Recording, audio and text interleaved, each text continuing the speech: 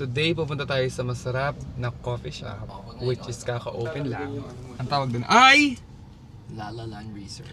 may reserve na rin sila. So parang similar sa Starbucks Reserve. So tignan natin kung ano ang bagong menu nila doon or ano mga bagong bagay sa reserve. Let's go! Samahan niyo kami! Tara!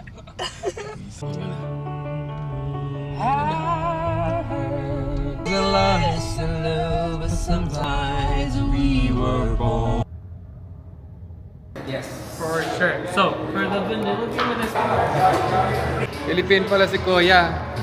Wait, siya dito, ako kuya. ikaw? Ako ate. Ay, galing! Ako ate sa... Siya din ate sa gabi. Wow! Kasaman, sa Wiho? Oo, sa Wio. Sa Wio ka nakatira? Sa Wiho mo? Yeah. Galing. Ikaw ba? Asa ka? Hindi rin, downtown? Downtown? I live in downtown, dog. Nice. With espresso, would you like a little... Dito, love it. Yeah.